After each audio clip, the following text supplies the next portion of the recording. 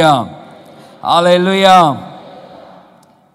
ಇವತ್ತು ನಾನು ಮಾತನಾಡುವಂಥ ಸಂಗತಿ ದೇವರ ಕೈ ಎಂಬುದಾಗಿ, ಹ್ಯಾಂಡ್ ಆಫ್ ಗಾಡ್. ಇವತ್ತು ನಾವೆಲ್ಲರೂ ಸಹ ದೇವರ ಕೈಯ ಬಗ್ಗೆ ಬೈಬಲಲ್ಲಿ ಓದುತ್ತಾ ಇದ್ದೇವೆ. ಎಷ್ಟೋ ಕಡೆಗಳಲ್ಲಿ ದೇವರ ಕೈ, ದೇವರ ಹಸ್ತ, ದೇವರ ಮುಟ್ಟುವಿಕೆ, ಯೇಸು ಸ್ವಾಮಿ ಸ್ವತಃ ಕೈಗಳಿಂದ ಮುಟ್ಟಿ ಅದ್ಭುತಗಳನ್ನು ಮಾಡಿದ್ದನ್ನು ನಾವು ಓದಿದ್ದೇವೆ. ಆದರೆ ಆ ದೇವರ ಕೈ ಹೇಗೆ ನಮ್ಮ ಯಾವ್ಯಾವ ಸನ್ನಿವೇಶಗಳಲ್ಲಿ, ಯಾವ್ಯಾವ ಪರಿಸ್ಥಿತಿಗಳಲ್ಲಿ ನಮಗೆ ಸಹಾಯವನ್ನು ಮಾಡ್ತದೆ ಎಂಬುದಾಗಿ ನಾವಿವತ್ತು ಕಲಿಯೋಣ. ದೇವರ ಕೈ ಎಂಬುದಾಗಿ ಹೇಳುವಂಥದ್ದು ಸತ್ಯವೇದದಲ್ಲಿ ಒಂದು ರೂಪಕ ಪದವಾಗಿದೆ. ಅಂದರೆ ದೇವರ ಕೈ ನಾವು ಹೇಗೆ ಇವತ್ತು ಮುಟ್ಟಿ ನಾವು ಮಾತನಾಡುತ್ತೇವೆ, ಏನಾದರೂ ವಸ್ತುವನ್ನು ಮುಟ್ಟಿ, ಆ ರೀತಿಯಾಗಿ ದೇವರು ತಾನೇ ಇಳಿದು ಬಂದು ನಮ್ಮನ್ನು ಮುಟ್ಟುವುದಿಲ್ಲ. ಆದರೆ ದೇವರ ಕಾರ್ಯಗಳಿಗೆ, ದೇವರ ಕಾರ್ಯಗಳನ್ನು ನಾವು ಏನು ನೋಡುತ್ತೇವೋ, ಅನುಭವಿಸುತ್ತೇವೋ, ಅದಕ್ಕೆ ನಾವು ದೇವರ ಕೈಗಳು ಮಾಡಿತು, ದೇವರ ಹಸ್ತ ಮಾಡಿತು ಎಂಬುದಾಗಿ ನಾವು ಹೇಳುತ್ತೇವೆ. ಅದಕ್ಕೆ ಹೇಳುವಂಥದ್ದು ಅದೊಂದು ರೂಪಕ ಪದವಾಗಿದೆ. ಆ ದೇವರ ಶಕ್ತಿಯನ್ನು, ಆ ದೇವರ ಕಾರ್ಯವನ್ನು ಹೇಳುವಂಥ ಒಂದು ರೀತಿಯಾಗಿದೆ. ಇವತ್ತು ನಾವು ವಿಶೇಷವಾಗಿ ಮನುಷ್ಯರಾದ ನಾವು ಹೇಗೆ ನೆನೆಸ್ತೇವೆ ಅಂತ ಹೇಳಿದರೆ, ನಾನು ಮಾಡಿದ್ದು, ನನ್ನಿಂದ ಆಯಿತು, ನಾನೇ ಇದಕ್ಕೆ ಕಾರಣ, ನನ್ನ ನಿಮಿತ್ತವಾಯಿತು, ನಾನೇ ಎಂಬುದಾದಂಥ ಒಂದು ಶಬ್ದವನ್ನು ಹೆಚ್ಚಾಗಿ ಮನುಷ್ಯರು ಇವತ್ತು ಉಪಯೋಗಿಸ್ತಾನೆ. ನಾನು ಯಾವಾಗ ಇದು ನಾನೇ ಎಂಬ ಶಬ್ದ, ನಮ್ಮ ಅಮೆರಿಕದ ನೂತನ ಅಧ್ಯಕ್ಷರಾದಂಥ ಡೊನಾಲ್ಡ್ ಟ್ರಂಪ್ ಅವರ ಅಧ್ಯಕ್ಷ ಭಾಷಣದಲ್ಲಿ, ನೀವು ಅವರ ಯೂಟ್ಯೂಬಲ್ಲಿದೆ ಕೇಳಿ ನೋಡಿ, ಯಾವಾಗಲೂ ಅವರು ಯೂಸ್ ಮಾಡುವಂಥದ್ದು ನಾನು ಮಾಡಿದೆ, ನನ್ನಿಂದ ಇದಾಗುತ್ತದೆ ಎಂಬುದಾಗಿ ಆ ಮಾತುಗಳನ್ನು, ಅಂದರೆ ಬಹಳ ಉತ್ತಮವಾದಂಥ ಒಂದು ಭಾಷಣವನ್ನು ಅವರು ಮಾಡ್ತಾರೆ, ಅದರಲ್ಲೇನು ತಪ್ಪಿಲ್ಲ. ಆದರೆ ಅವರು ಉಪಯೋಗಿಸ್ತಿದ್ದಂಥ ಶಬ್ದದಲ್ಲಿ, ಭಾಷಣದಲ್ಲಿ ಅತಿ ಹೆಚ್ಚು ನಾನು ಎಂಬ ಶಬ್ದವನ್ನು ಉಪಯೋಗಿಸಿ ಅವರು ಮಾತನಾಡಬೇಕಾದ್ರೆ ನನಗೂ ಸ್ವಲ್ಪ ಯೋಚನೆ ಮಾಡಲಿಕ್ಕೆ ಪ್ರಾರಂಭ. ಒಬ್ಬ ವ್ಯಕ್ತಿ, ಹೌದು, ಪ್ರಪಂಚದ ದೊಡ್ಡ ಅಣ್ಣ ಎಂಬುದಾಗಿ ಕರೀತಾರೆ, ಹೌದು, ಅವರಿಗೆ ಅಧಿಕಾರವಿದೆ. ನಾನು ಯೋಚನೆ ಮಾಡ್ತಿದ್ದೆ, ದೇವರು ಬಿಟ್ಟರೆ ನೆಕ್ಸ್ಟ್ ಶಕ್ತಿಯುವಂಥ ವ್ಯಕ್ತಿ ಅಂತ ಹೇಳಿದರೆ ಡೊನಾಲ್ಡ್ ಟ್ರಂಪ್ ಎಂಬುದಾಗಿ ನಾನು ನೆನೆಸ್ತೇನೆ. ಯಾಕೆಂದರೆ ದೇವರು ಈ ಮನುಷ್ಯರಾಗಿದ ನಮಗೆ ಆ ಒಂದು ದೇಶದ ಆ ಚುಕ್ಕಾಣಿ ಹಿಡಿದಂಥ ಒಬ್ಬ ಅಧಿಕಾರಿ, ಬಹಳ ಒಂದು ಇಡೀ ಪ್ರಪಂಚವನ್ನು ಅವರು ಕಂಟ್ರೋಲಿಗೆ ತೆಗೆದುಕೊಂಡು ಏನು ಬೇಕಾದರೂ ಮಾಡಲು ಶಕ್ತಿ ಇರುವಂಥ ಒಬ್ಬ ನಾಯಕ ಅವರಾಗಿದ್ದಾರೆ. ಅವರು ನಾನು ಎಂಬುದಾಗಿ ಹೇಳುವಾಗ ನಾನು ಅದನ್ನು ಯೋಚಿಸ್ತಾ ಇದ್ದೆ.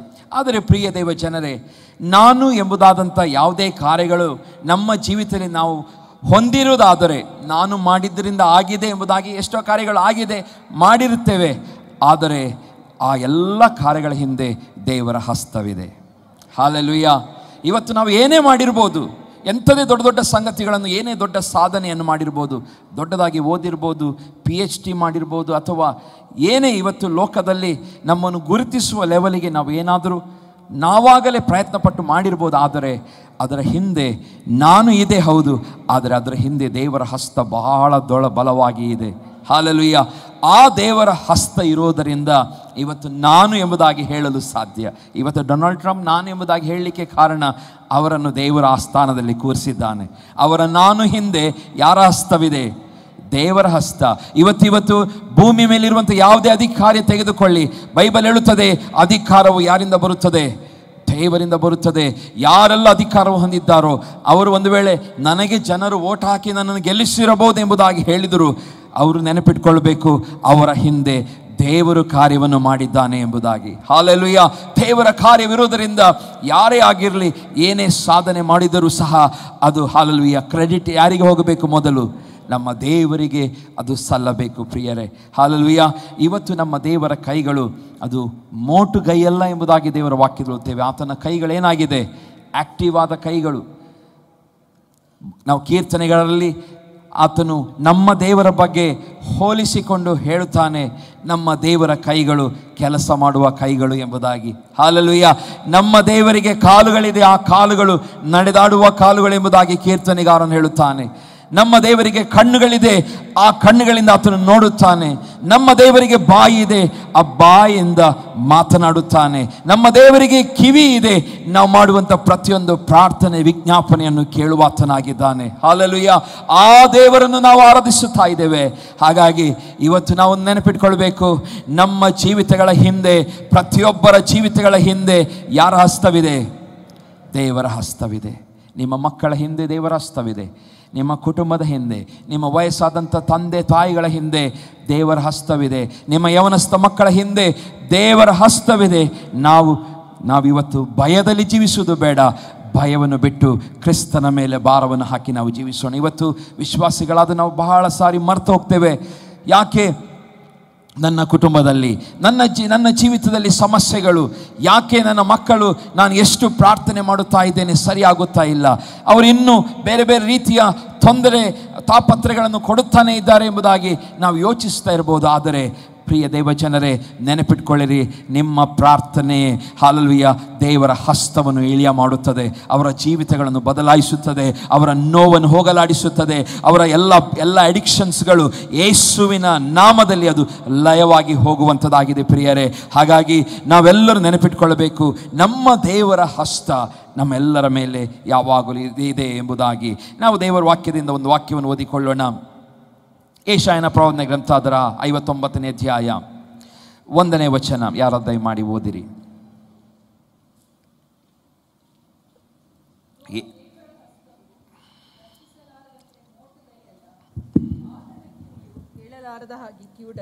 ಹಲ್ಲೆಲೂಯಾ. ಇಲ್ಲಿ ಓದಿದಂಥ ವಾಕ್ಯ ನಾನು ನಿಮಗೆ ಓದ್ತೇನೆ. ಯೆಶಾಯನ ಪ್ರವಾದನೆ ಗ್ರಂಥ 59ನೇ ಅಧ್ಯಾಯ 1ನೇ ವಚನ. ಈಗೋ ಯೆಹೋವನ ಹಸ್ತವು ರಕ್ಷಿಸಲಾರದಂತೆ ಏನಲ್ಲಂತೆ, ಮೋಟುಗೈ ಅಲ್ಲ. ಅದರ ಅರ್ಥ ಅವನ ಕೈಗಳು ಸಣ್ಣದು ಅಲ್ಲ ಎಂಬುದಾಗಿ ದೇವರ ವಾಕ್ಯದಲ್ಲಿ ಓದುತ್ತೇವೆ. ಏನಲ್ಲ? ಮೋಟುಗೈ ಅಂದ್ರೆ ಏನು? ಸಣ್ಣ ಕೈಗಳಲ್ಲ. His hands are not short. ಇವತ್ತು ನಾವು ಎಷ್ಟೋ ಸಾರಿ ನಾವು ದೇವರನ್ನು ತಪ್ಪಾಗಿ ಅರ್ಥ ಮಾಡಿಕೊಳ್ಳುತ್ತೇವೆ. ನಾವು ನಂಬಿದಂಥವರು ಯೇಸುವಿನ ಕಾರ್ಯಗಳು ನಮ್ಮ ಜೀವಿತಗಳಲ್ಲಿ ತಡವಾದ ತಕ್ಷಣ ನಾವು ದೇವರ ಮೇಲೆ ಸಂಶಯ ಪಡುತ್ತೇವೆ. ಇಲ್ಲಿ ವಾಕ್ಯದಲ್ಲಿ ಓದುತ್ತೇವೆ, ಯೆಹೋವನ ಹಸ್ತವು ಲಕ್ಷಿಸಲಾರದಂತೆ ಮೋಟುಗೈಯಲ್ಲ, ಆತನ ಕಿವಿಯು ಕೇಳಲಾರದ ಹಾಗೆ ಕಿವಿಡು ಅಲ್ಲ. ಇವತ್ತು ವಿಶ್ವಾಸಿಗಳು ಯಾವಾಗ ನೆನ್ಪಿಟ್ಕೊಳ್ಳಿ, ನಾವು ಇವತ್ತು ಸೇವಿಸಿರುವ ದೇವರು ನಾವು ಯಾವುದೋ ವಸ್ತುವನ್ನು ಆರಾಧನೆ ಮಾಡುತ್ತಾ ಇಲ್ಲ.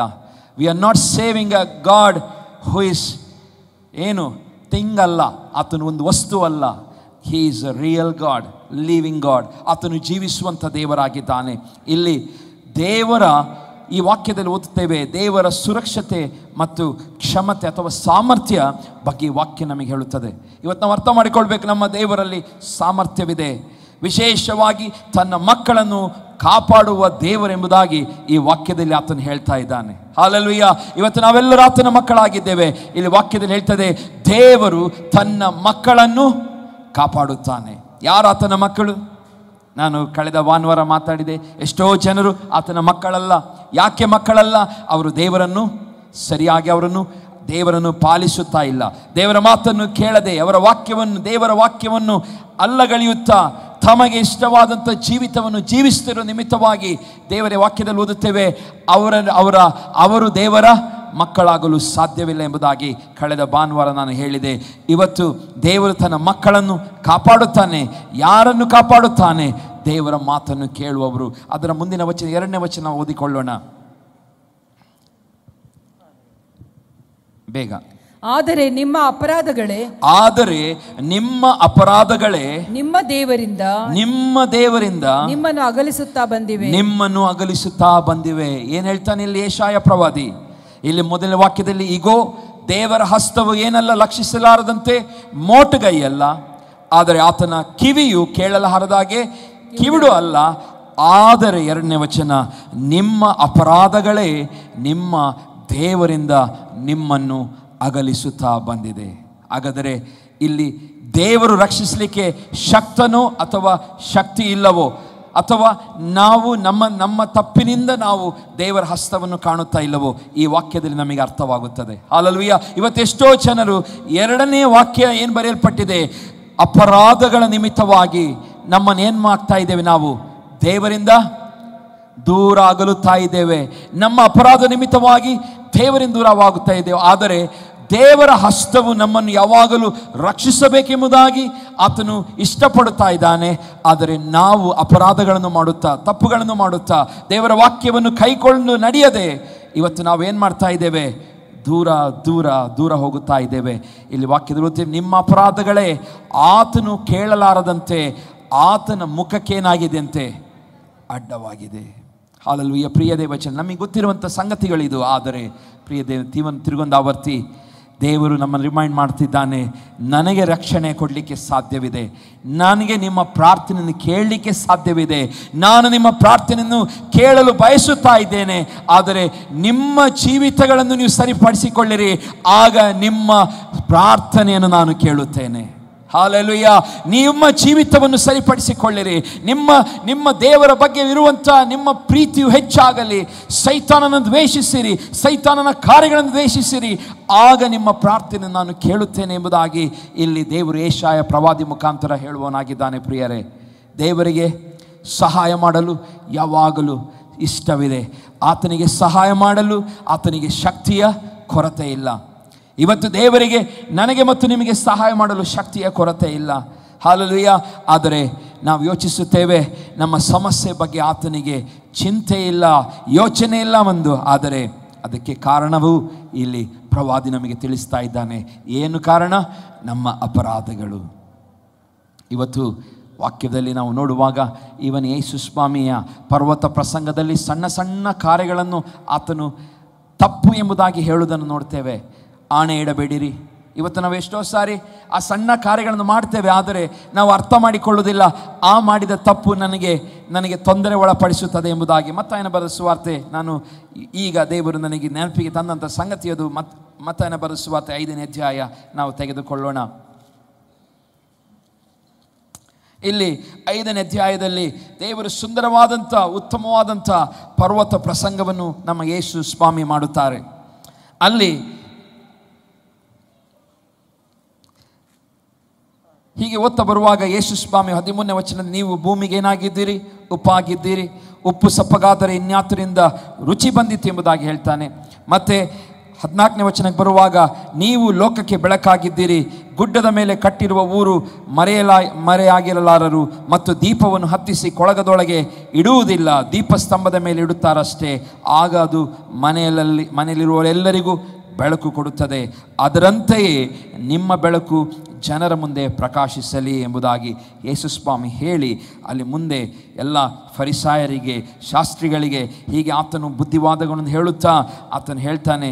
ಹಾಲೆಲೂಯ. ಇಲ್ಲಿ ವಾಕ್ಯದಲ್ಲಿ 22ನೇ ವಚನಕ್ಕೆ ಬರುವಾಗ 21ನೇ, ನರಹತ್ಯೆ ಮಾಡಬೇಡ, ನರಹತ್ಯೆ ಮಾಡುವವನು ನ್ಯಾಯ ವಿಚಾರಣೆಗೆ ಗುರಿಯಾಗುವನೆಂದು ಹಿರಿಯರಿಗೆ ಕೇಳಿದಿರಷ್ಟೇ. ಆದರೆ ನಾನು ನಿಮಗೆ ಹೇಳುವುದೇನೆಂದರೆ, ನನ್ನ ಸಹೋದರನ ಮೇಲೆ ಸಿಟ್ಟುಗೊಳ್ಳುವ ಪ್ರತಿ ಮನುಷ್ಯನು ನ್ಯಾಯ ವಿಚಾರಣೆಗೆ ಗುರಿಯಾಗುವನು. ತನ್ನ ಸಹೋದರನ ನೋಡಿ ನೀಚ ಅನ್ನುವವನು ನ್ಯಾಯಸಭೆಯ ವಿಚಾರಣೆಗೆ ಒಳಗಾಗುವನು.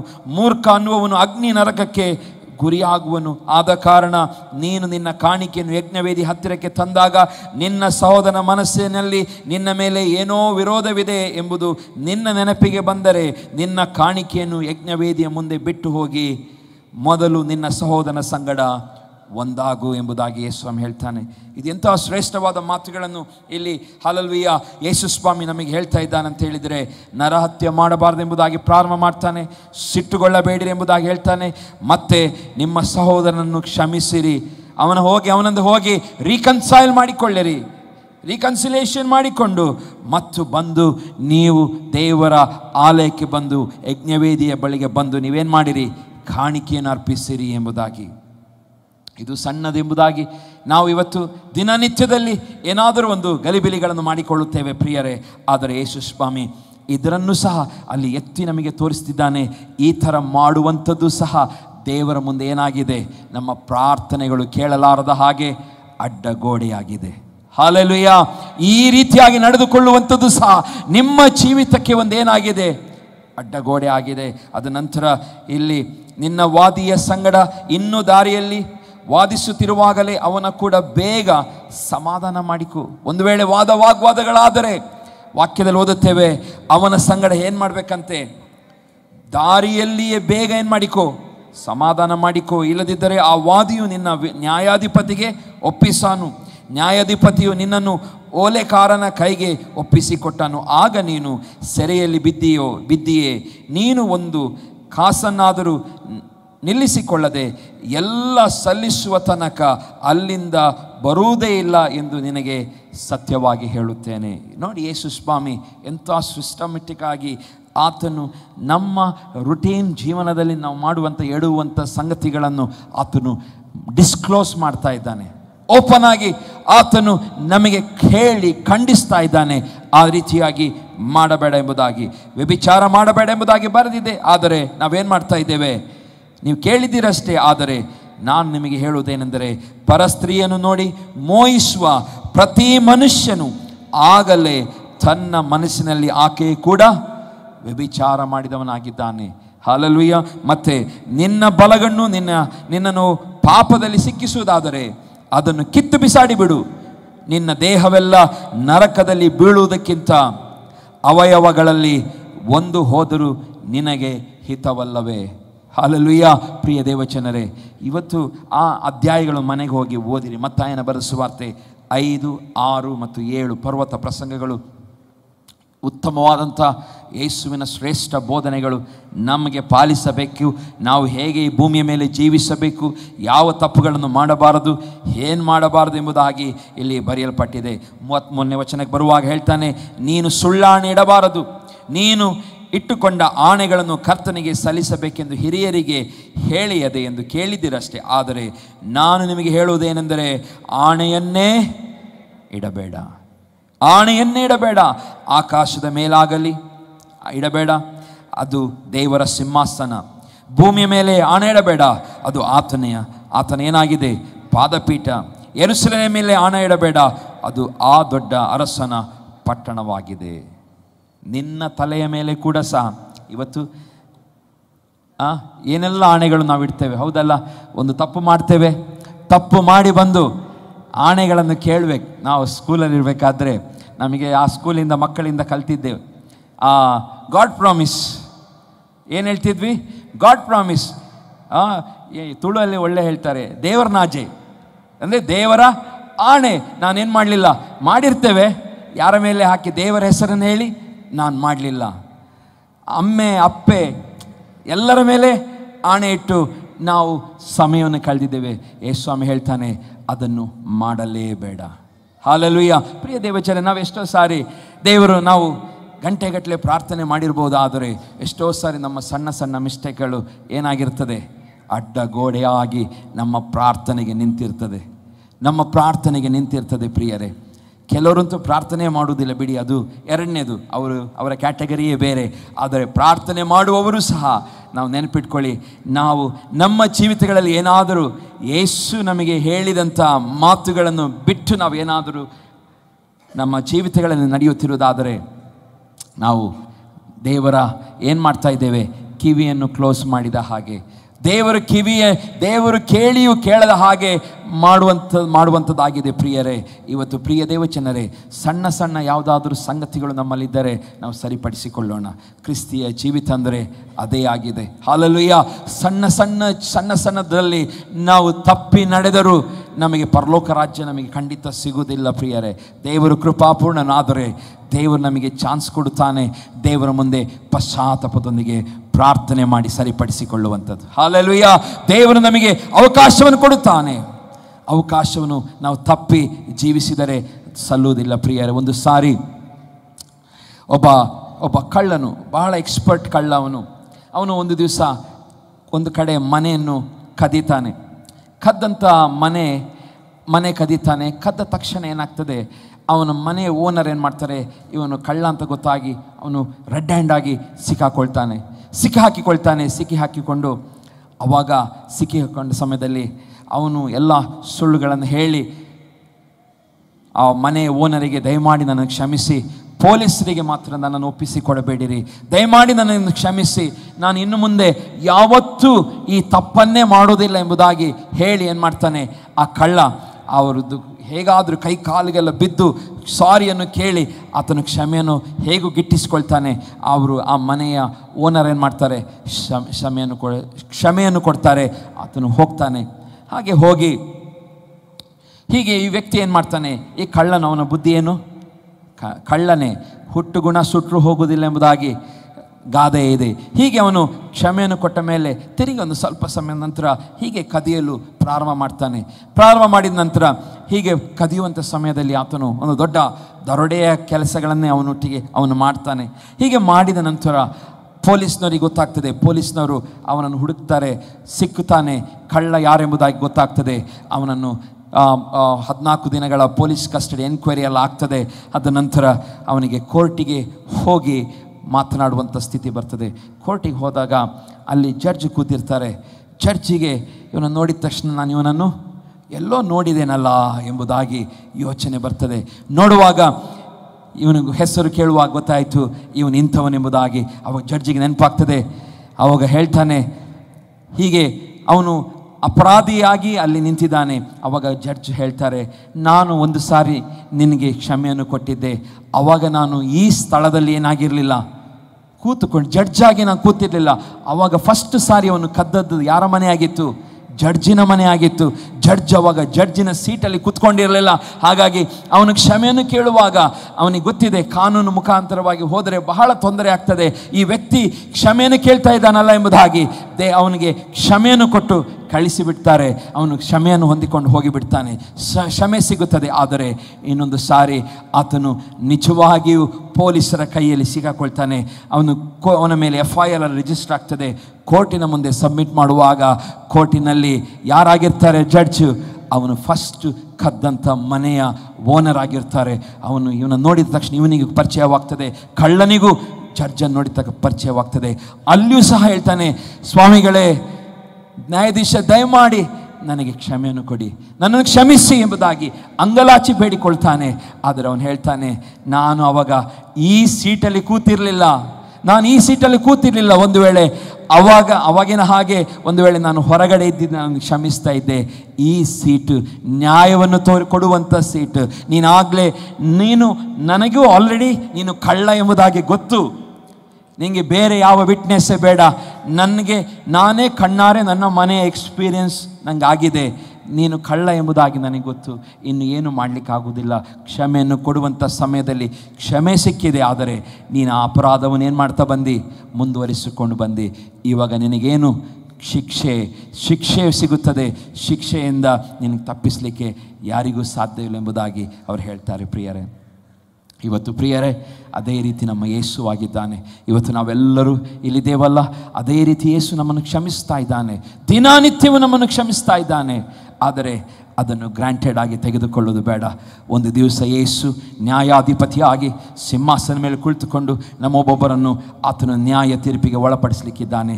ನಮ್ಮ ಅಪರಾಧಗಳ ನಿಮಿತ್ತವಾಗಿ ಅಪರಾಧವನ್ನು ಆತನೇಂತ ಮಾಡ್ತಾನೆ, ನೋಡ್ತಾನೆ. ನಾವು ಪಾಪಿಗಳಾಗಿದ್ದರೆ ನಮಗೆ ಎಲ್ಲಿ ಸಿಗುತ್ತದೆ? ನಮಗೆ ನಿತ್ಯ ನರಕವೇ ನಮ್ಮ ಗತಿ. ಪ್ರಿಯರೇ, ಆ ಜಡ್ಜ್ ಅವತ್ತು ಅವನಿಗೆ ಕ್ಷಮಿಸಲಿಕ್ಕೆ ಆಗಲಿಲ್ಲ. ಯಾಕೆಂದರೆ ಆಲ್ರೆಡಿ ಎವಿಡೆನ್ಸ್ ಇದೆ ನೀನು ಪಾಪಿ ಎಂಬುದಾಗಿ. ಕ್ಷಮೆ ಸಿಕ್ಕುವಂಥ ಸಮಯದಲ್ಲಿ ಆ ಕ್ಷಮೆಯನ್ನು ಹೊಂದಿಕೊಂಡು ಆತನು ತನ್ನ ಜೀವಿತವನ್ನು ಬದಲಾಯಿಸಿಕೊಳ್ಳಬಹುದಿತ್ತು. ಆದರೆ ಆ ಕಳ್ಳನು ತನ್ನ ಜೀವಿತವನ್ನು ಬದಲಾಯಿಸಿಕೊಳ್ಳಲಿಲ್ಲ.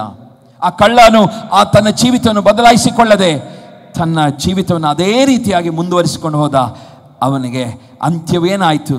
ಜೈಲಿನಲ್ಲಿ ಸಮಯವನ್ನು ಕಳೆಯುವಂಥದ್ದಾಯಿತು. ಪ್ರಿಯರೇ, ಇವತ್ತು ಪ್ರಿಯ ದೇವಜನರೇ, ಇವತ್ತು ಹಲ್ಲೆಲೂಯಾ, ಯೇಸು ಸ್ವಾಮಿ ನಮಗೆ ಹೇಳಿದಂಥ ಎಲ್ಲ ಮಾತುಗಳನ್ನು ಪರಿಗಣನೆಗೆ ತೆಗೆದುಕೊಳ್ಳೋಣ. ಹಲ್ಲೆಲೂಯಾ. ನಾವು ಮನಸ್ಸು ಬಂದ ಹಾಗೆ ನಾವು ಜೀವಿಸುವುದು ಬೇಡ, ಮನಸ್ಸು ಬಂದ ಹಾಗೆ ನಾವು ಮಾತನಾಡುವುದು ಬೇಡ, ಮನಸ್ಸು ಬಂದ ಹಾಗೆ ನಾವು ಯೋಚಿಸುವುದು ಬೇಡ. ಯಾಕೆಂದರೆ ಎಲ್ಲ ಮನಸ್ಸು, ಹೃದಯ, ನಮ್ಮ ಹಲ್ಲೆಲೂಯಾ ಆತ್ಮವನ್ನು ನಿಯಂತ್ರಿಸುವ ಆತನು ನಮ್ಮ ದೇವರಿದ್ದಾನೆ. ಹಲ್ಲೆಲೂಯಾ. ಆತನು ನಿಯಂತ್ರಿಸುತ್ತಾ ಇದ್ದಾನೆ. ಯೌವನಸ್ಥ ಮಕ್ಕಳೇ, ಈ ಯೌವನ ಪ್ರಾಯದಲ್ಲಿ ನಿಮ್ಮ ಜೀವಿತದ ನಿರ್ಧಾರಗಳನ್ನು ದೇವರಿಗೆ ಒಪ್ಪಿಸಿಕೊಡಿರಿ. ನಿಮ್ಮ ಯೌವನ ಪ್ರಾಯವನ್ನು ದೇವರಿಗೆ ಅರ್ಪಿಸಿರಿ.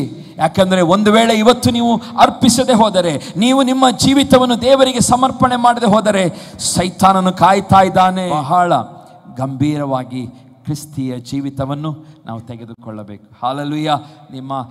ನಿಮಗೆ ಸಭಾಪಾಲಕನಾಗಿ ನಾನು ಹೇಳುವಂಥ ಮಾತುಗಳಿದು. ಯಾಕೆಂದರೆ ಇವತ್ತಿನ ಕಾಲ ಬಹಳ ಕಠಿಣ ಕಾಲ.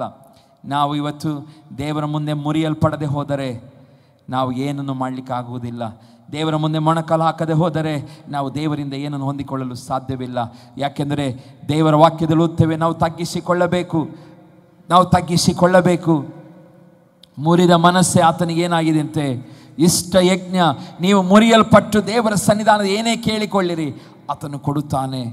ಇವತ್ತು ಪ್ರೀತಿಯ ದೇವಜನರೇ, ನಮ್ಮ ಮಾತಿನಿಂದ ಮಾತ್ರ ನಾವು ಸಮೀಪದಲ್ಲಿ ಇದ್ದೇವೆ ಎಂಬುದಾಗಿ ಜನರು ನೋಡುವಂಥವರಿಗೆ ಮಾತ್ರ ನಾವು ತೋರಿಸುವುದಲ್ಲ, ನಮ್ಮ ಕ್ರಿಯೆಗಳಿಂದ ಏನು ಮಾಡೋಣ, ನಾವು ತೋರಿಸ್ಬೇಕು. ಹಲ್ಲೆಲೂಯಾ. ನಮ್ಮ ಕ್ರಿಯೆಗಳಿಂದ ನಾವೇನು ಮಾಡೋಣ, ತೋರಿಸೋಣ. ಮಾತಿನಿಂದ ಬಡಾಯಿಗಳನ್ನು ಕೊಚ್ಚಿಕೊಳ್ಳಬಹುದು. ಇವತ್ತಿನ ರಾಜಕಾರಣ ಹಾಗಿದೆ. ಒಂದು ದಿವಸ ನಾನು ಯಾವುದೋ ಒಂದು ಕೇಳ್ತಾ ಇದ್ದೆ, ಡಾಲರ್ ಎಲೆಕ್ಷನ್ ಸಮಯದಲ್ಲಿ ಒಬ್ಬರು ಭಾಷಣ ಮಾಡ್ತಾ ಇದ್ರು. ಈ ರೀತಿಯಾದ ಒಬ್ಬ ಪ್ರಧಾನಮಂತ್ರಿ ನಮ್ಮ ದೇಶಕ್ಕೆ ಬಂದರೆ ಮುಂದಿನ ದಿನಗಳಲ್ಲಿ ನಮ್ಮ $1 ಅವರು $15 ಕೊಡಬೇಕಾಗಿ ಬರ್ತದೆ, ಅಂದರೆ ಕೊಡುವ ಹಾಗೆ ಪರಿಸ್ಥಿತಿಗಳು ಉಂಟಾಗುತ್ತದೆ, ಅಂದರೆ ಅಷ್ಟು ಒಳ್ಳೆ ಎಕನಾಮಿ ನಮ್ಮ ದೇಶ ಉಂಟಾಗುತ್ತದೆ ಎಂಬುದಾಗಿ ಪೊಲಿಟಿಕಲ್ ಭಾಷಣಗಳನ್ನು ಮಾಡಿದ್ದಾರೆ. ಜನರು ಚಪ್ಪಾಳೆ ಹೊಡೆದಿದ್ದಾರೆ, ವಿಸಿಲನ್ನು ಹಾಕಿದ್ದಾರೆ. ಆದರೆ ಇವತ್ತಿನ ರಿಯಾಲಿಟಿ ಏನು? ಇವತ್ತು ರಿಯಾಲಿಟಿ 90 ಹತ್ತತ್ರ ಆಗಲಿಕ್ಕೆ ಬಂದಿದೆ. ಡಾಲರ್, ಅವರ $1 ಆ ಡಾಲರ್ನಲ್ಲಿ ಏನು ಬರ್ತಿದೆ? ಯಾರಿಗಾರು ಗೊತ್ತಿದೆ ಡಾಲರ್ನಲ್ಲಿ? ವಿ ಟ್ರಸ್ಟ್ ಇನ್ ಗಾಡ್ ಎಂಬುದಾಗಿ ಆ ಡಾಲರ್ ಮೇಲೆ ಏನು ಬರ್ತಿದೆ? V trust in god. ನಾವು ದೇವರ ಮೇಲೆ ನಾವು ಭರವಸೆ ಬಿಡುವವರು, ನಂಬಿಕೆ ಇಡುವವರು, ವಿಶ್ವಾಸವಿಡುವವರು ಎಂಬುದಾಗಿ ಬರೆಯಲ್ಪಟ್ಟಿದೆ. ಇವತ್ತು ಆ ಮಾತನ್ನು ದೇವರು ಇವತ್ತಿನವರೆಗೆ ಉಳಿಸಿದ್ದಾನೆ. ಹಲ್ಲೆಲೂಯಾ. ಆ ದೇಶ, ಒಂದು ವೇಳೆ ಆ ದೇಶದಲ್ಲಿ ಪಾಪವಿರಬಹುದು, ವಿಪರೀತವಾದಂಥ ವ್ಯಭಿಚಾರ, ಜಾರತ್ವ, ಬೇರೆ ಬೇರೆ ರೀತಿಯ ಸಂಗತಿಗಳಿರಬಹುದು. ಆದರೆ ದೇವರು ತನ್ನ ಮಕ್ಕಳಿಗೋಸ್ಕರ, ನೀತಿವಂತರಿಗೋಸ್ಕರ ಆತನು ದೇಶವನ್ನು ಆಶೀರ್ವದಿಸುತ್ತಾನೆ. ಹಲ್ಲೆಲೂಯಾ. ನಾವು ನೀತಿವಂತರಾಗಿ ನಾವು ದೇವರಿಗೆ ಅನುಗುಣವಾಗಿ ಬದುಕಿದರೆ ನಾವು ಇರುವಂಥ ದೇಶವನ್ನು ದೇವರು ಅದೇ ರೀತಿ ಆಶೀರ್ವದಿಸುತ್ತಾನೆ. ಹಲ್ಲೆಲೂಯಾ. ನಮ್ಮ ಆಶೀರ್ವಾದವನ್ನು ಕಾಣಬೇಕು. ಇವತ್ತು ಇಕನಾಮಿ ನಮ್ಮ ಭಾರತ ದೇಶದ ಬಿದ್ದು ಹೋಗುತ್ತಾ ಇದೆ. ಎಲ್ಲ ಏರಿಯಾಗಳಲ್ಲಿ ಬಹಳ ಒಂದು ರೀತಿಯಂಥ ತಗ್ಗುವಿಕೆಯನ್ನು ನಾವು ನೋಡುತ್ತಾ ಇದ್ದೇವೆ. ಆದರೆ ನಾವು ಪ್ರಾರ್ಥನೆ ಮಾಡೋಣ, ದೇವರು ತಿರುಗಿ ನಮ್ಮ ದೇಶವನ್ನು ಕಟ್ಟಲಿ, ದೇವರ ಹಸ್ತ ನಮ್ಮ ದೇಶದ ಮೇಲೆ ಇಳಿಯಲಿ, ದೇವರ ಕೈ ನಮ್ಮ ದೇಶದ ಮೇಲೆ ಇಳಿಯಲಿ ಎಂಬುದಾಗಿ ನಾವು ಪ್ರಾರ್ಥನೆ ಮಾಡೋರಾಗೋಣ. ಯಾಕಂದರೆ ಸೈತಾನನು ಪ್ರವೇಶಿಸಿದರೆ ಅಲ್ಲಿ ಏನಾಗ್ತದೆ? ಇದ್ದದ್ದು ಕದ್ದುಕೊಂಡು ಹೋಗುತ್ತಾನೆ ಪ್ರಿಯರೇ. ಮತ್ತು ದೇವರ ಕೈ ನಮಗೆ ಗೊತ್ತಿರಲಿ, ಆತನ ಕೈಗಳಲ್ಲಿ ಸಫಲತೆ ನಮಗೆ ಸಿಗುವಂಥದ್ದಾಗಿದೆ. ಹಲ್ಲೆಲೂಯಾ. ನಿಮ್ಮೆಲ್ಲರಿಗೂ ಸಫಲತೆ ಸಿಗಬೇಕಾದರೆ, ನೀವು ಕೈ ಹಾಕಿದ ಕೆಲಸಗಳ ಸಫಲತೆ ಬೇಕಾದರೆ ಏನು ವಾಕ್ಯದಲ್ಲಿ ಓದುತ್ತೇವೆ? ಆತನ ಕೈ ನಮ್ಮ ಜೀವಿತಗಳ ಮೇಲೆ ಇರಬೇಕು. ನಾವು ಯೋಬನ ಪುಸ್ತಕ 1:10 ವಚನದಲ್ಲಿ ಓದ್ತೇವೆ, ನೀನು ಅವನಿಗೂ ಅವನ ಮನೆಗೂ ಅವನ ಎಲ್ಲ ಸ್ವಾಸ್ಥ್ಯಕ್ಕೂ ಸುತ್ತಲೂ ಬೇಲಿಯನ್ನು ಹಾಕಿದೆಯಲ್ಲ. ಸೈತಾನನಿಗೆ ಕಾಣ್ತಾ ಇದೆ ಆ ಕುಟುಂಬ, ಯೋಬನ ಕುಟುಂಬ, ಅವನ ಸ್ವಾಸ್ಥ್ಯ ಎಲ್ಲ ಸುತ್ತಲೂ ಏನು ಕಾಣ್ತಾ ಇದೆ? ಅವನು ಕೈ ಹಾಕಿದ ಕೆಲಸವನ್ನು ಸಫಲ ಪಡಿಸುತ್ತಿರುವುದರಿಂದ ಅವನ ಸಂಪತ್ತು ದೇಶದಲ್ಲಿ ಏನಾಗ್ತಾ ಇದೆ ಅಂತೆ? ವೃದ್ಧಿಯಾಗುತ್ತೆ. ಅವನ ಸ್ವಾಸ್ಥ್ಯದ ಸುತ್ತಲೂ ದೇವರು ಏನು ಹಾಕಿದ್ದಾನೆ? ಬೇಲಿ ಹಾಕಿದ್ದಾನೆ. ದೇವರ ಹಸ್ತ ನಿಮ್ಮ ಕುಟುಂಬದ ಮೇಲೆ ಇರುವುದಾದರೆ, ಆತ ವಾಕ್ಯದಲ್ಲಿ ಓದುತ್ತೇವೆ, ಯೋಬನ ಕುಟುಂಬ ಕಾದಂತೆ ದೇವರು ಬೇಲಿ ಹಾಕಿ ನಿಮ್ಮ ಕುಟುಂಬವನ್ನು ಕಾಯುತ್ತಾನೆ. ಹಲ್ಲೆಲೂಯಾ. ನಿಮ್ಮ ಕುಟುಂಬವನ್ನು ಕಾಯುತ್ತಾನೆ. ಅದರಂತೆ ಮತ್ತೆ ಇಲ್ಲಿ ವಾಕ್ಯದಲ್ಲಿ ಓದ್ತೇವೆ, ಅವನು ಕೈ ಹಾಕಿದ ಕೆಲಸವನ್ನು ಏನು ಮಾಡ್ತಾನಂತೆ ದೇವರು? ಸೈತಾನನು ಹೇಳ್ತಿರೋದು. ಯಾರು ಹೇಳ್ತಾ ಇರೋದು? ಸೈತಾನನು ಒಬ್ಬ ದೇವ ಭಕ್ತನ ಜೀವಿತವನ್ನು, ಅವನ ಕುಟುಂಬವನ್ನು ನೋಡಿ ದೇವರ ಸಂಗಡ ಕನ್ವರ್ಸೇಷನ್ ಮಾಡ್ತಾ, ದೇವರ ಸಂಗಡ ಹೇಳ್ತಾ ಇದ್ದಾನೆ, ಅವನು ಕೈ ಹಾಕಿದ ಕೆಲಸವನ್ನು ನೀನು ಸಫಲಪಡಿಸುತ್ತಿರುವುದರಿಂದ ಅವನ ಸಂಪತ್ತು ದೇಶದಲ್ಲಿ ವೃದ್ಧಿ ಆಗುತ್ತಾ ಬಂದಿದೆ. Hallelujah, hallelujah. ಸೈತಾನನಿಗೆ ಕಾಣುತ್ತದೆ ನಿಮ್ಮ ಜೀವಿತದ ಆಶೀರ್ವಾದ. ಹಲ್ಲೆಲೂಯಾ. ನಮಗೆ ಒಂದು ವೇಳೆ ಕಾಣ್ತಾ ಇಲ್ಲದೆ ಇರ್ಬೋದು, ನಾವು ಗುಣಗುಡ್ತಾ ಇರ್ಬೋದು. ಆದರೆ ಸೈತಾನನಿಗೆ ನಮ್ಮ ಜೀವಿತದ ಮೇಲೆ ದೇವರ ಪ್ರಾಬಲ್ಯ, ದೇವರ ಹಸ್ತ ಯಾರಿಗೆ ಕಾಣ್ತದೆ? ಸೈತಾನನಿಗೆ ಕಾಣ್ತದೆ. ಪ್ರಿಯ ದೇವಜನರೇ, ಇವತ್ತು ದೇವರ ಹಸ್ತ ನಮ್ಮ ಜೀವಿತದಲ್ಲಿ ಇರುವುದಾದರೆ ನಾವು ಸಫಲತೆಯನ್ನು ಕಾಣುತ್ತೇವೆ. ಹಲ್ಲೆಲೂಯಾ. ಇಲ್ಲಿ ನಾವು ನಿಶ್ಚಯವಾಗಿ ನಾವು ದೇವರ ಆಶೀರ್ವಾದ ಕಾಣುತ್ತೇವೆ ಎಂಬುದಾಗಿ 23ನೇ ಕೀರ್ತನೆ 6ನೇ ವಚನ ಹೀಗೆ ಓದ್ತೇವೆ, ನಿಶ್ಚಯವಾಗಿ ನನ್ನ ಜೀವಮಾನದಲ್ಲೆಲ್ಲ ಶುಭವು ಕೃಪೆಯು ನನ್ನನ್ನು ಹಿಂಬಾಲಿಸುವವು, ನಾನು ಸದಾಕಾಲವೇ ಯೆಹೋವನ ಮಂದಿರದಲ್ಲೇ ವಾಸಿಯಾಗೆ. ಹೇಗೆ? ನಿಶ್ಚಯವಾಗಿ ನಮ್ಮ ಜೀವಮಾನದಲ್ಲೆಲ್ಲ ಏನಾಗ್ತದಂತೆ? ಶುಭವನ್ನು, ಕೃಪೆಯನ್ನು ಹಿಂಬಾಲಿಸುವ ಹಾಗೆ ದೇವರು ಏನು ಮಾಡ್ತಾನೆ? ಮಾಡುತ್ತಾನೆ. 1ನೇ ವಚನದಲ್ಲಿ ಅದಕ್ಕೆ ಆನ್ಸರ್ ಕೊಟ್ಟಿದ್ದಾನೆ. ಯಾರು ಯೆಹೋವನನ್ನು ಕುರುಬನಾಗಿ ಸ್ವೀಕಾರ ಮಾಡಿದ್ದರು. ನಿಮ್ಮ ನಿಮ್ಮ ಈ ಕುಟುಂಬಕ್ಕೆ ದೇವರು ಯಾರನ್ನು ನಿಮ್ಮ ಜೀವಿತದ ಯಾರು ದೇವರು ನಿಮ್ಮ ಜೀವಿತದಲ್ಲಿ ಶ್ರೇಷ್ಠನಾಗಿರೋದಾದರೆ, ಕುರುಬನಾಗಿರೋದಾದರೆ ಅಂಥ ಕುಟುಂಬವೇನು ಕಾಣ್ತದೆ? ಜೀವಮಾನವೆಲ್ಲ ಶುಭವನ್ನು ಕಾಣುವ ಹಾಗೆ ದೇವರು ಮಾಡುತ್ತಾನೆ. ಹಲ್ಲೆಲೂಯಾ! ಅತ್ಯ ಶ್ರೇಷ್ಠವಾದ ಆಶೀರ್ವಾದ ನಿಮ್ಮ ಜೀವಿತದಲ್ಲಿ ದೇವರೇನಾಗಿರಲಿ, ಕುರುಬನಾಗಿರಲಿ. ಅದನ್ನು ಬೇಡಿಕೊಳ್ಳೋಣ. ಮತ್ತು ದೇವರ ಹಸ್ತ ನಮಗೇನು ಮಾಡ್ತದೆ? ಜಯವನ್ನು ಕೊಡುತ್ತದೆ. ಹಲ್ಲೆಲೂಯಾ! ದೇವರ ಹಸ್ತ ಏನು ಕೊಡುತ್ತದೆ? ಜಯವನ್ನು ಕೊಡುತ್ತದೆ. ಕೀರ್ತನೆ 44:3 ಓದ್ತೇವೆ, ನಮ್ಮ ಪಿತೃಗಳಿಗೆ ಕತ್ತಿಯೇ ಈ ದೇಶವನ್ನು ಸ್ವಾಧೀನ ಮಾಡಿಕೊಳ್ಳಲಿಲ್ಲ. ಅವ್ರು ಹೇಳ್ತಾರೆ, ಏನಂತ ಹೇಳ್ತಾರೆ? ಈ ನಮ್ಮ ಪಿತೃಗಳಿಗೆ ಏನು ಮಾಡಿಕೊಳ್ಳಿ? ಕತ್ತಿಯೇ ಈ ದೇಶವನ್ನು ಸ್ವಾಧೀನ ಮಾಡಿಕೊಡಲಿಲ್ಲ. ಅವರ ಭುಜಬಲವೇ ಅವರಿಗೆ ಜಯ ಕೊಡಲಿಲ್ಲ. ಮತ್ತೆ ಹೇಳ್ತಾನೆ, ನಿನ್ನ ಭುಜಬಲ, ಹಸ್ತ, ಪ್ರಸನ್ನತೆ ಇವೇ ಅವರಿಗೆ ಜಯವನ್ನುಂಟು ಮಾಡಿದವು. ನಿನ್ನ ಒಲುಮೆ ಅವರಿಗಿತ್ತಲ್ಲ ಎಂಬುದಾಗಿ. ಹಾಲಲು ಇವತ್ತು ನಮಗೆ ಜಯವನ್ನು ಕೊಡುತ್ತಿರುವುದು ಯಾವುದೋ ಮನುಷ್ಯನಿಂದಲ್ಲ. ನಮಗಿರುವಂಥ ತಲಾಂತು, ಹಣ, ಅಂತಸ್ತು, ಇನ್ಫ್ಲುಯೆನ್ಸ್ ಯಾವುದು ನಮಗೆ ಜಯವನ್ನು ಕೊಡುತ್ತಾ ಇಲ್ಲ. ಜಯ ಕೊಡುತ್ತಿರುವುದು ಯಾವುದು? ಆತನ ಭುಜಬಲ, ಹಸ್ತ, ಪ್ರಸನ್ನತೆಯಿಂದ ನಮಗೆ ದೇವರೇನು ಕೊಡ್ತಾ ಇದ್ದಾನೆ? ಜಯವನ್ನು ಕೊಡ್ತೀವಿ. ಇಸ್ರಾಯೇಲ್ ನೆನಪು ಮಾಡಿಕೊಳ್ತಾ ಇದ್ದಾರೆ. ಅವು ಇಲ್ಲಿ ಹೇಳ್ತಾ ಇದ್ದಾರೆ, ನಾವು ಹಾಲು ಜೇನು ಹರಿಯುವಂಥ ದೇಶ. ಅವರಿಗೆ ಯೆಹೋಶುವನ ಮುಖಾಂತರ ದೇವರು ಮುಟ್ಟಿಸ್ತಾನೆ. ಮುಟ್ಟಿಸಿದ ನಂತರ ಅವರು ನೆನಪು ಮಾಡಿಕೊಳ್ತಾರೆ, ನಮ್ಮ ಕೈಯಲ್ಲಿದ್ದ ಕತ್ತಿ ಎಲ್ಲವನ್ನು ಸ್ವಾಧೀನ ಮಾಡಿಕೊಳ್ಳಿಕ್ಕಾಗಲಿಲ್ಲ. ಭುಜಬಲದಿಂದ ನಾವೇನು ಮಾಡಲಿಲ್ಲ? ಜಯವನ್ನು ಹೊಂದಿಕೊಳ್ಳಿಲ್ಲ. ಅವರು ಸಾಕ್ಷಿಯಾಗಿ ಹೇಳ್ತಿದ್ದಾರೆ, ಅದು ದೇವರ ಭುಜಬಲ, ಹಸ್ತ, ಪ್ರಸನ್ನತೆ ಇವು ನಮಗೇನು ಕೊಟ್ಟಿದೆ? ಜಯವನ್ನು ಕೊಟ್ಟಿದೆ ಎಂಬುದಾಗಿ. ಹಾಲಲು ಇವತ್ತು ಇಲ್ಲಿರುವಂಥ ನಮ್ಮಗಳಿಗೆ ಒಂದು ಧೈರ್ಯದಿಂದ ಇವತ್ತು ಮನೆಗೆ ಹೋಗೋಣ. ನನಗೆ ದೇವರ ಭುಜಬಲ, ದೇವರ ಹಸ್ತ, ದೇವರ ಪ್ರಸನ್ನತೆ ನಮಗೆ ಜಯವನ್ನು ನನ್ನ ಪರಿಸ್ಥಿತಿಗೆ ಕೊಡುತ್ತದೆ ಎಂಬುದಾಗಿ ನಂಬಿಕೆಯಿಂದ ಹೋಗೋಣ. Hallelujah, hallelujah. ಇವತ್ತು ದೇವರ ಭುಜಬಲಕ್ಕಾಗಿ ನಾವು ಬೇಡಿಕೊಳ್ಳೋಣ, ದೇವರ ಹಸ್ತಕ್ಕಾಗಿ ನಾವು ಬೇಡಿಕೊಳ್ಳೋಣ, ದೇವರ ಪ್ರಸನ್ನತೆಗಾಗಿ ಬೇಡಿಕೊಳ್ಳೋಣ. ಇವೇ ನಮಗೆ ಜಯವನ್ನು ಕೊಡುತ್ತದೆ. ಬಿಟ್ಟರೆ ನಮಗೇನು ಜಯ ಕೊಡುವುದಿಲ್ಲ. ನಮ್ಮ ಸ್ವಂತ ಭುಜಬಲ, ನಮ್ಮ ಕತ್ತಿಗಳು, ಅಥವಾ ನಮ್ಮ ಡಿಫೆನ್ಸಿಗಾಗಿ ಯೂಸ್ ಮಾಡುವಂಥ ಕೋರ್ಟ್ ಆಗಿರ್ಬೋದು, ಅಧಿಕಾರಿಗಳಾಗಿರ್ಬೋದು, ಇನ್ಫ್ಲುಯೆನ್ಸ್ ಆಗಿರ್ಬೋದು, ಯಾವುದು ಕೆಲಸ ಮಾಡೋದಿಲ್ಲ. ಕೆಲಸ ಮಾಡೋದು ಯಾವುದು? ಹಾಲೆಲ್ಲ ಹೇಳೋಣ, ನಮ್ಮ ಕೆಲಸ ಮಾಡೋದು ಯಾವುದು? ನಮ್ಮ ದೇವರ ಹಸ್ತ, ಪ್ರಸನ್ನತೆ, ಭುಜಬಲ ನಮಗೇನು ಕೊಡ್ತದೆ? ಜಯವನ್ನು ಕೊಡುತ್ತದೆ. ನಿಮ್ಮ ಪರಿಸ್ಥಿತಿಗಳಿಗೆ ಜಯವನ್ನು ಕೊಡುತ್ತದೆ. ಹಲ್ಲೆಲೂಯಾ. ನಿಮ್ಮ ಎಲ್ಲ ಇಕ್ಕಟ್ಟಿನಿಂದ ಆತನು ಜಯವನ್ನು ಕೊಡುತ್ತಾನೆ. ಕೀರ್ತನೆ 89:13 ಓದ್ತೇವೆ, ನಿನ್ನ ಭುಜವು ಮಹಾಬಲವುಳ್ಳದ್ದು, ನಿನ್ನ ಹಸ್ತವು ಶಕ್ತಿಯುಳ್ಳದ್ದು, ನಿನ್ನ ಬಲಗೈ ಮಾತುಗಳನ್ನು ನಡೆಸುತ್ತದೆ. ಹಲ್ಲೆಲೂಯಾ. ಆತನ ಬಲಗೈ ನಮಗೇನು ಮಾಡುತ್ತದೆ? ಮಾತುಗಳನ್ನು ನಡೆಸಿಕೊಡುತ್ತದೆ. ಆತನ ಭುಜಬಲವು ಏನಾಗಿದೆ ಅಂತೆ? ಮಹಾಬಲವುಳ್ಳದಾಗಿದೆ. ಆತನ ಹಸ್ತವು ಶಕ್ತಿಯುಳ್ಳದಾಗಿದೆ. ಹಲ್ಲೆಲೂಯಾ. ಆ ದೇವರ ಪ್ರಸನ್ನತೆ ನಮ್ಮಲ್ಲಿದೆ, ಆತನ ಹಸ್ತ ನಮ್ಮಲ್ಲಿದೆ. ನಂಬಿಕೆಯಿಂದ ಜೀವಿಸೋಣ. ಹಲ್ಲೆಲೂಯಾ. ಮತ್ತು ದೇವರ ಕೈ ವಿರೋಧಿಗಳಿಗೆ ಮಹಾಶಿಕ್ಷೆಯನ್ನು ವಿಧಿಸುತ್ತದೆ. ದೇವ ಮಕ್ಕಳಾದ ನಾವು ನೆನೆಸ್ಬೋದು, ನಮಗೆ ಯಾರು ಇಲ್ಲ ಎಂಬುದಾಗಿ, ನಮಗೇನು ಗೊತ್ತಿಲ್ಲ ಎಂಬುದಾಗಿ ನೆನೆಸ್ಬೋದಾದರೆ, ವಾಕ್ಯದಲ್ಲಿ ಓದುತ್ತೇವೆ, ದೇವರ ಕೈ ವಿರೋಧಿಗಳಿಗೆ ಮಹಾಶಿಕ್ಷೆಯನ್ನು ವಿಧಿಸುತ್ತದೆ. ವಿರೋಧಿಗಳಿಗೆ ದೇವರು ಮುಲಾಜು ನೋಡದೆ ಶಿಕ್ಷೆಯನ್ನು ವಿಧಿಸಲು ಆತನು ಇದ್ದಾನೆ. ಆತನ ಹಸ್ತವು ರೆಡಿಯಾಗಿದೆ. ಪ್ರಿಯ ದೇವಜನರೇ, ವಿಮೋಚನೆ ಕಂಡ 6ನೇ ಅಧ್ಯಾಯ 5ನೇ ವಚನ ಓದುವಾಗ ನಮಗೆ ಗೊತ್ತಾಗ್ತದೆ, ಐಗುಪ್ತರು ದಾಸರಾಗಿರ್ತಾರೆ. ಐಗುಪ್ತದಲ್ಲಿ ಇಸ್ರಾಯೇಲರು ದಾಸರಾಗಿರ್ತಾರೆ. ಅವರು ಇಸ್ರಾಯೇಲರು ದೇವರ ಸನ್ನಿಧಾನದಲ್ಲಿ ಮೊರೆ ಇಡುತ್ತಾರೆ, ದೇವರೇ ನಾವು ಇಲ್ಲಿ ಬಿಟ್ಟು ಕೆಲಸ ಮಾಡಿ ಸಾಕಾಯಿತು, ನಮಗೆ ಸಾಕಾಯಿತು ದೇವರೇ, ನಾವಿಲ್ಲಿ ಗುಲಾಮರಾಗಿ ನಡೆಸಿಕೊಳ್ಳುತ್ತಾ ಇದ್ದೇವೆ, ನಮಗೆ ಸ್ವತಂತ್ರವಿಲ್ಲ ದೇವರೇ, ನಮ್ಮ ಕಷ್ಟವನ್ನು ನೋಡು. ದೇವರೇ, ಆಗಿನ ಕಾಲದ ನನಗನ್ನಿಸ್ತದೆ, ಇವರಷ್ಟು ಕಷ್ಟಪಟ್ಟಂತೆ ಯಾವ ಗುಲಾಮರೇ ಇರಲಿಲ್ವೇನೋ ಆ ಇಡೀ ಪ್ರಪಂಚದಲ್ಲಿ. ಐಗುಪ್ತ ದೇಶದಲ್ಲಿ ಇಸ್ರಾಯೇಲರಷ್ಟು, ಯಾಕಂದರೆ ಎಲ್ಲ ಗುಲಾಮರು ಖಂಡಿತವಾಗಿಯೂ ಯಾವುದೋ ಒಂದು ದೇವರಿಗೆ ಏನು ಮಾಡಿರ್ತಾರೆ? ಮೊರೆ ಇಟ್ಟಿರ್ತಾರೆ. ಆದರೆ ದೇವರು ಕನಿಕರ ಪಟ್ಟಂಥ ಜನಾಂಗ ಇಸ್ರಾಯೇಲ. ಯಾಕೆ? ಅವರಿಗೆ ಅವರು ಏನಾಗಿದ್ದಾರೆ? ಬಹಳ ಕಠಿಣವಾದ ಗುಲಾಮಗಿರಿ ಒಳಗಾಗಿದ್ದಾರೆ.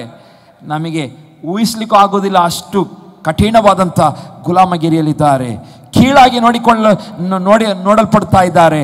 ಆ ಸಮಯದಲ್ಲಿ ಅವರು ದೇವರ ಸನ್ನಿಧಿಯಲ್ಲಿ ಏನು ಮಾಡ್ತಾರೆ? ಮೊರೆ ಇಡ್ತಾರೆ. ಆ ಸಮಯದಲ್ಲಿ ಹಲ್ಲೆಲೂಯಾ, ಅದನ್ನು ಇಸ್ರಾಯೇಲರಿಗೆ ತನ್ನ ಹೆಸರಿನಲ್ಲಿ ಹೇಳಬೇಕೇನೆಂದರೆ, ನಾನು ಯೆಹೋವನು. ದೇವರವನಿಗೆ ಯಾರು ತಿಳಿಯಪಡಿಸ್ತಾನೆ, ನಾನು ಯೆಹೋವನು, ಐಗುಪ್ತರು ನಿಮ್ಮಿಂದ ಮಾಡಿರುವ ಬಿಟ್ಟಿ ಕೆಲಸವನ್ನು ನಾನು ತಪ್ಪಿಸಿ ಅವರಲ್ಲಿ ನಿಮಗಿರುವ ದಾಸತ್ವವನ್ನು ತೊಲಗಿಸಿ ನನ್ನ ಕೈ ಚಾಚಿ ಅವರಿಗೆ ಮಹಾ ಶಿಕ್ಷೆಯನ್ನು ವಿಧಿಸಿ ನಿಮ್ಮನ್ನು ರಕ್ಷಿಸುತ್ತೇನೆ ಎಂಬುದಾಗಿ. ಹಲ್ಲೆಲೂಯಾ. ಇವತ್ತು ನಿಮ್ಮನ್ನು ಯಾರೇ ಶಿಕ್ಷೆ ಮಾಡ್ತಾ ಇರೋದಾದರೆ, ನಿಮ್ಮನ್ನು ಯಾರೇ ಟಾರ್ಚರ್ ಮಾಡುತ್ತಿರೋದಾದರೆ, ಯಾರೇ ನಿಮ್ಮನ್ನು ದಬ್ಬಾಳಿಕೆ ನಿಮ್ಮ ಮೇಲೆ ಮಾಡುತ್ತಿರೋದಾದರೆ, ದೇವರ ವಾಕ್ಯದಲ್ಲಿ ದೇವ ಮಕ್ಕಳು ಮೊರೆ ಇಡುವಾಗ ದೇವರ ಹಸ್ತವು ನಿಮ್ಮ ಮೇಲೆ ಇಳಿದು ಬರುತ್ತದೆ, ನಿಮ್ಮ ಪರಿಸ್ಥಿತಿ ಮೇಲೆ ಇಳಿದು ಬರ್ತದೆ. ಇಸ್ರಾಯೇಲರನ್ನು ಹೇಗೆ ಕಾಪಾಡ್ತಾನೆ? ಅವನಿಗೆ ಹೇಳ್ತಾನೆ, ನಿಮ್ಮ ದಾಸತ್ವದಿಂದ ತಪ್ಪಿಸುತ್ತೇನೆ, ನಿಮ್ಮ ಬಿಟ್ಟಿ ಕೆಲಸದಿಂದ ತಪ್ಪಿಸುತ್ತೇನೆ, ನನ್ನ ಕೈಗಳನ್ನು ಚಾಚಿ ಮಹಾ ಶಿಕ್ಷೆಯನ್ನು ಅವರಿಗೆ ವಿಧಿಸಿ ನಿಮ್ಮನ್ನು ರಕ್ಷಿಸುತ್ತೇನೆ ಎಂಬುದಾಗಿ. ಹಲ್ಲೆಲೂಯಾ. ಪ್ರಿಯ ದೇವ ಜನರೇ, ನಮ್ಮನ್ನು ರಕ್ಷಿಸುವ ದೇವರು ನಮಗೋಸ್ಕರ ಸದಾ ಸಿದ್ಧನಾಗಿದ್ದಾನೆ. ಹಲ್ಲೆಲೂಯಾ. ನಮಗೆ ಗೊತ್ತಿದೆ, ಇಸ್ರಾಯೇಲರು ಐಗುಪ್ತ ದೇಶ ಹೊರ ಬರುವಾಗ ಹಲ್ಲೆಲೂಯಾ, ಫರೋಹ ಅರಸನ ಹೃದಯವು ದೇವರು ಕಠಿಣಪಡಿಸ್ತಾನೆ. ಕಠಿಣಪಡಿಸಿಯೂ ಮೋಶೆಯ ಮುಖಾಂತರ, ಆರೋನರ ಮುಖಾಂತರವಾಗಿ ನಾವು ನೋಡುತ್ತೇವೆ, ದೇವರವರನ್ನು ಒಂದೊಂದು 10 ವಿಧವಾದಂಥ ಪ್ಲೇಗ್ಗಳು ಅಥವಾ ಏನು ಹೇಳ್ತಾರೆ, ವ್ಯಾಧಿಗಳು, ಉಪದ್ರವಗಳಿಂದ ಅವರನ್ನು ಏನು ಮಾಡ್ತಾರೆ? ಅವರನ್ನು ದೇವರು ತಿವಿತಾನೆ. ಅವರು ಎಂದಿಗೂ ಉಸಿರು ಬಿಡಬಾರ್ದು. ಅವರು ದೇವರು ಸರ್ವಶಕ್ತನಾದ ಮೋಶೆ ಇಸ್ರಾಯೇಲರ ದೇವರೇ ಸತ್ಯ ದೇವರೆಂಬುದಾಗಿ ತಿಳಿಯಪಡಿಸುವ ಹಾಗೆ ಅವರಿಗೆ ಐಗುಪ್ತ ದೇಶದಲ್ಲಿ ಅಂಥ ವ್ಯಾಧಿಗಳನ್ನು, ಘೋರ ವ್ಯಾಧಿಗಳನ್ನು ತರಿಸಿ ದೇವರು ತನ್ನ ಮಹಿಮೆಯನ್ನು ತೋರಿಸ್ಕೊಳ್ತಾನೆ, ಶಿಕ್ಷಿಸ್ತಾನೆ. ಆತನು ಹೇಳಿದ ಮಾತನ್ನು ಉಳಿಸಿಕೊಂಡನು. ಹಲ್ಲೆಲೂಯಾ. ಆತನು ಹೇಳಿದ ಮಾತನ್ನು ಉಳಿಸಿಕೊಂಡನು. 10 ವಿಧವಾದಂಥ ಘೋರ ವ್ಯಾಧಿಗಳನ್ನು ಆ ದೇಶದ ಮೇಲೆ ಕಳಿಸಿ ಐಗುಪ್ತ ದೇಶದಿಂದ ಅವನು ಹೊರಗೆ ತಗೊಂಡು ಬರ್ತಾನೆ. ಪ್ರಿಯರೇ, ಹಲ್ಲೆಲೂಯಾ. ಪ್ರಿಯ ದೇವಚನರೇ, ನ್ಯಾಯ ಮಾರ್ಗವು ಶಿಷ್ಟರಿಗೆ ಸಂತೋಷ, ಕೆಡುಕರಿಗೆ ಕೇಡುಂಟಾಗುತ್ತದೆ. ಹಲ್ಲೆಲೂಯಾ. ನ್ಯಾಯ ಮಾರ್ಗವು ಏನಾಗಿದೆ?